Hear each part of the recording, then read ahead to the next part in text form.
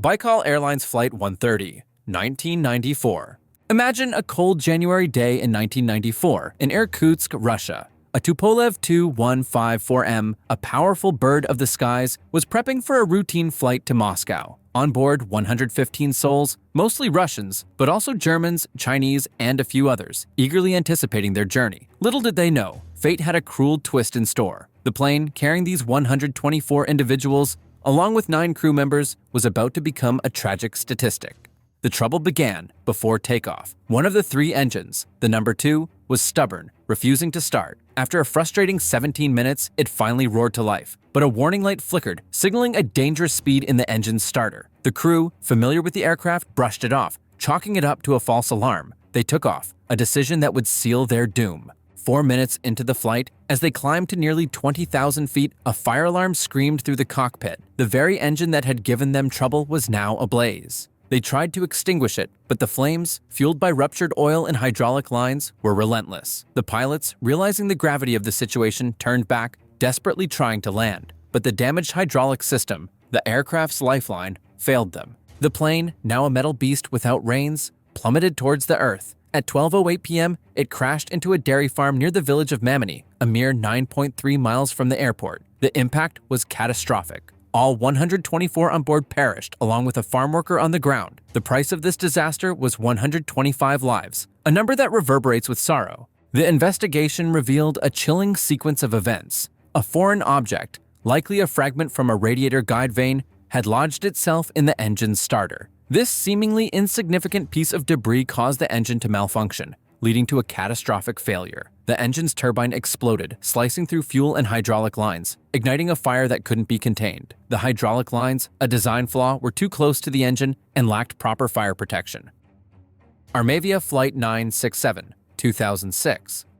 On a somber night, May 3, 2006, Armavia Flight 967, an Airbus A320, embarked on a journey from Zvartnots, Armenia, to the Russian resort city of Sochi. What should have been a routine international flight tragically ended in the Black Sea, claiming the lives of all 113 souls aboard. The flight, carrying 105 passengers and 8 crew members, was Armavia's first and only fatal accident, a stark reminder of the unpredictable nature of air travel. The flight commenced smoothly, with the crew, led by Captain Grigor Grigoryan, a seasoned pilot with over 5,400 flight hours, and First Officer Armin Davtyan, navigating the Airbus A320. However, as they approached Sochi, the weather conditions deteriorated rapidly. What was initially reported as clear skies turned into a challenging mix of low clouds and rain, creating a precarious landing environment.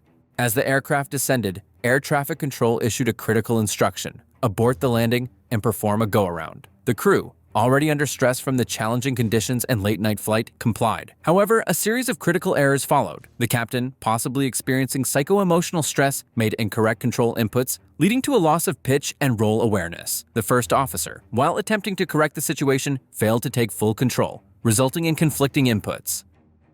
The black box recorders painted a grim picture of the final moments. The cockpit voice recorder revealed a crew grappling with stress and confusion, their communication laced with expletives. The flight data recorder showed a catastrophic loss of control, culminating in the aircraft plunging into the Black Sea at a speed of 328 miles per hour. The impact was devastating, leaving no survivors. Aeroflot Flight 5143, 1985.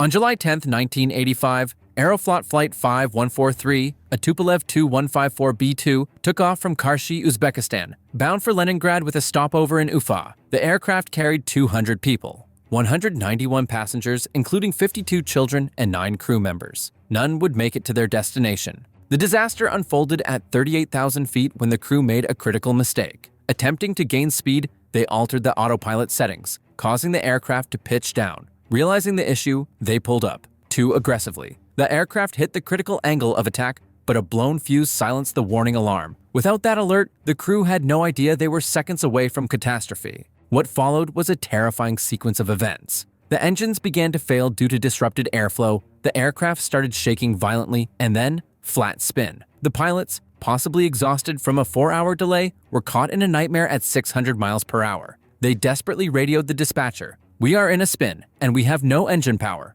For 2 minutes and 33 seconds, the Tupolev spiraled out of control, plummeting 38,000 feet into the Kizilkum Desert. The impact was absolute. Every life on board was lost.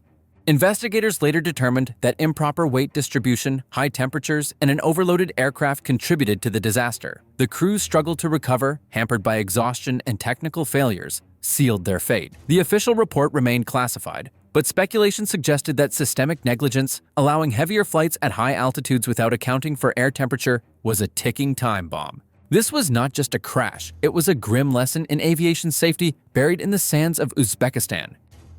S7 Airlines Flight 778, 2006. S7 Airlines Flight 778 was supposed to be just another routine trip from Moscow to Irkutsk, but as the Airbus A310 touched down on the rainy runway that July evening in 2006, a fatal sequence of events turned an ordinary landing into a disaster that claimed 125 lives. The cause wasn't a single catastrophic failure, but a perfect storm of small mistakes, mechanical flaws, and overlooked warnings that spiraled out of control. Captain Sergei Shibanov followed standard procedure by engaging the right engine's thrust reverser to slow the plane while leaving the left engine at idle, as it was under maintenance. However, in a critical miscalculation, the left throttle unintentionally moved forward as a result of the linked throttle system. Instead of both engines working to slow the plane, the left engine pushed it forward. The takeoff configuration warning alarm sounded, but the crew mistook it for a glitch and ignored the alerts. By the time they realized something was terribly wrong, it was too late. The aircraft, now accelerating instead of braking, sped down the runway at over 110 miles per hour. The pilots slammed the brakes, but the physics were against them.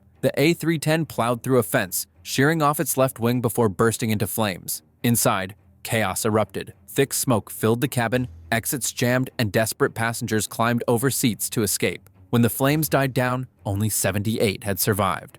Investigators found a list of failures: a dangerously loose throttle mechanism, unprepared pilots, and an airline with a history of cutting corners on maintenance. The tragedy forced changes, stricter training, better inspections, but it left a haunting question. Could something this preventable happen again? In aviation, technology advances, but human error remains the deadliest threat of all.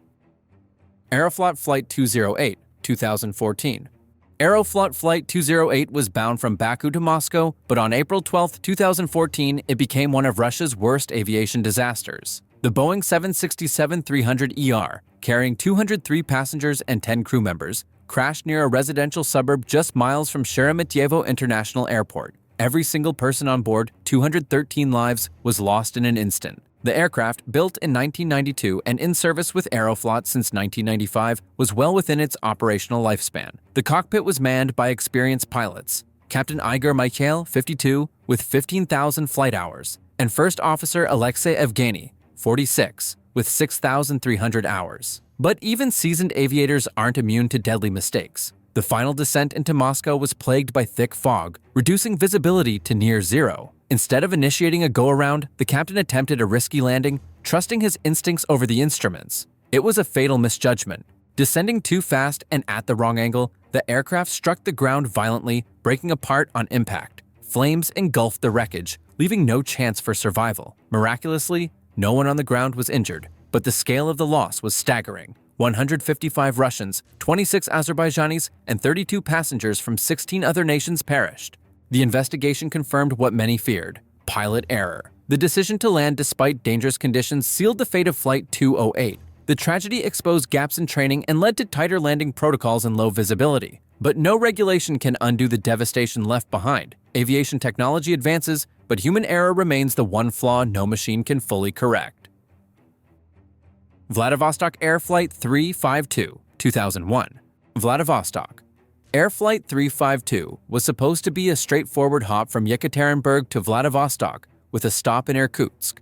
But in the early hours of July 4, 2001, the 145 people on board had no idea they were minutes away from catastrophe. The aircraft, a Tupolev Tu-154M named Ussurisk, had spent years in service, first with China before being leased to Vladivostok Air. It wasn't faulty machinery that doomed the flight, it was human error, compounded by fatigue, poor training, and blind reliance on autopilot. The descent into Irkutsk started smoothly. The weather was clear, visibility perfect. But as the pilots maneuvered for their final approach, they lost control. First Officer Sergei Didenko tilted the plane too steeply, 48 degrees left. It was a rookie mistake, but Captain Valentin Goncharuk's reaction made it worse. Instead of gently correcting, he sent the plane into an even steeper bank. The cockpit voice recorder captured the horrifying realization, "Fuck, what are you doing?" With only 2,790 feet of altitude left, there was no time to recover. At 2:08 a.m. local time, Flight 352 slammed into a field near Berdikovka, exploding on impact. There were no survivors. Investigators ruled it pilot error, but the real issue ran deeper. The crew was exhausted, overworked with barely any rest between flights. Their training was insufficient, leaving them unprepared for autopilot disengagement. And when the computer handed them back control, they panicked. Russia declared a national day of mourning, but the compensation to families, just $1,000, was insultingly low. Vladivostok Air continued operations with minimal consequences. Aviation has since improved safety measures, but one truth remains: technology can't fix human mistakes. Smolensk air disaster, 2010. Imagine a somber scene: a dense fog clinging to the ground near Smolensk North Airport, a former military airfield, a Polish Tupolev Tu-154, call sign Polish Air Force 101, carrying 96 souls, including the Polish President Lech Kaczynski and his wife, is attempting to land. The date, April 10, 2010, marks a tragic turn.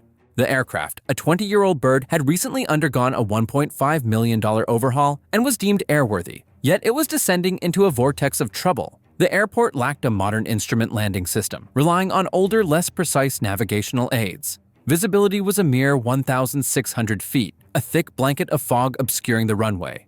The crew, despite warnings from air traffic control, pressed on, their descent too steep, their speed too high. The cockpit was a pressure cooker, with potential political pressures and a history of presidential flight demands weighing heavily. The captain, tasked with both flying and communicating in Russian, faced an overwhelming workload. The aircraft's terrain awareness system screamed warnings, but they were silenced. The altimeter readings skewed. At 660 feet, the engines were idling, a dangerous setting for a go-around, but they continued down. At 330 feet, the point of no return, the order to go around was seemingly given, but it wasn't executed. The aircraft struck a birch tree, shearing off part of its wing, sending it into an irreversible roll. The impact was catastrophic, a force exceeding 100 grams, killing everyone instantly. The wreckage, scattered across the wooded area, told a grim tale. The aftermath was a whirlwind of investigations and conspiracy theories. Russian and Polish authorities concluded pilot error and weather conditions as the primary causes.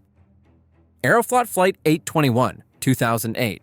Imagine this: a Boeing 737-500, registration VPBKO, leased from an Irish company, a plane with a history stretching from China to Russia, is set to land at Perm International Airport. It's a dark, rainy night, September 14, 2008, 5:10 a.m. local time. Inside, 82 souls, including a Russian Colonel General, Gennady Troshev, and 6 crew members, are unaware of the tragedy about to unfold.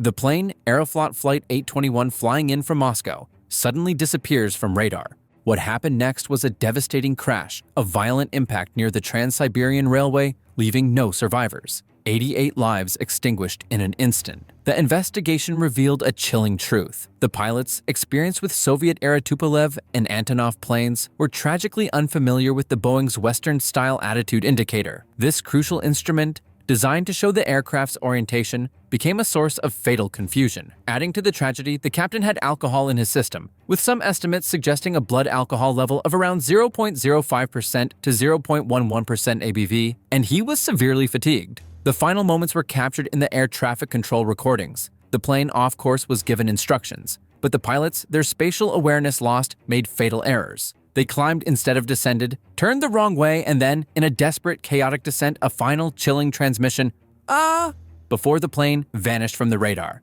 The crash caused damage to the Trans-Siberian Railway, temporarily halting a crucial artery of Russian transportation. The airline initially pledged up to 2 million rubles, or roughly $66,000 per victim in compensation. Tatarstan Airlines Flight 363, 2013. It was a routine flight, Moscow to Kazan, a journey of about 500 miles. On board Tatarstan Airlines Flight 363 were 44 passengers and 6 crew members, expecting nothing more than a standard landing. Instead, what followed was a terrifying 45-second plunge that ended in catastrophe. The Boeing 737-500, an aging aircraft with over 2 decades of service, came crashing down in a near-vertical nosedive, hitting the ground at over 280 miles per hour. The impact was so violent that a second explosion followed just seconds later. All 50 souls on board perished instantly. What went wrong? Official reports pointed to pilot error, but the truth was far more disturbing. Captain Rustem Salishov had been flying since the early 90s but had never properly trained for the go-around maneuver he attempted that night. When the approach to Kazan airport became unstable, he pulled up to try again. However, in the chaos, the aircraft pitched dangerously upwards, slowing to a critical speed. Then came the fatal mistake. Salikov pushed the nose down too aggressively, sending the plane into an uncontrollable dive. Investigators later found that he had obtained his pilot's license through questionable means, with falsified records and inadequate training. The aircraft itself wasn't without its own history. It had previously crash-landed in Brazil in 2001 and suffered a depressurization incident in 2012. Still, regulators continued to allow it to fly. Some experts questioned whether mechanical failure played a role, but the investigation focused solely on pilot error. The final report concluded that Tatarstan Airlines' lax safety oversight, combined with regulatory failures, had sealed the fate of Flight 363. For the families left behind, the disaster was more than just an accident. It was a preventable tragedy caused by negligence at every level of aviation safety.